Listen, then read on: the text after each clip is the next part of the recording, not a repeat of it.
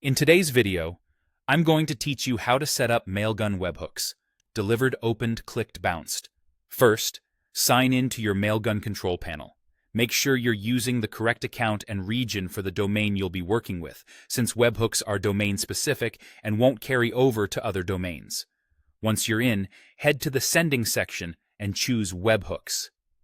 If you have multiple domains, select the exact domain that's sending your emails so the events are captured where you expect. On the Webhooks page, you'll add a webhook for each event you want to track. Click Add Webhook, and you'll be prompted to choose an event type and provide a URL. You can repeat this for delivered, opened, clicked, permanent fail, or temporary fail, unsubscribed, and complained. Delivered tracks when Mailgun successfully hands your message off to the recipient's server. Opened records when the email is opened, which relies on tracking pixels. Clicked logs when someone clicks a link inside your email.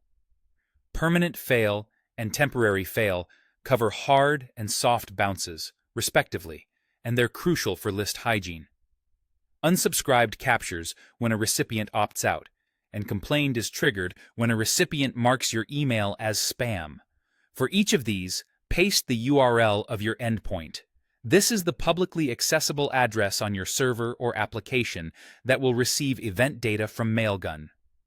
You can use the same URL for multiple events and route them by event name in your code, or create separate URLs for finer control.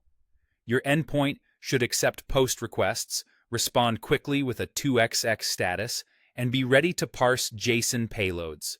If you're not ready with full processing, it's fine to start by logging the payloads so you can see exactly what Mailgun sends and refine from there. After entering the URL for an event, save your changes. Repeat the process for each event you want.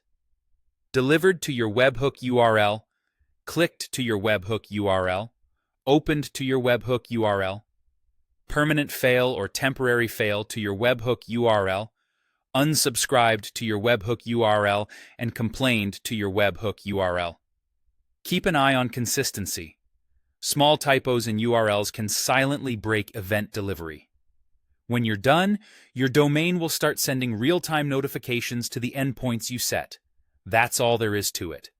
By logging in, navigating to sending and webhooks, adding the events you care about, pasting your endpoint URLs, and saving, you've put the foundation in place for reliable email analytics and automated handling of bounces, unsubscribes, and complaints.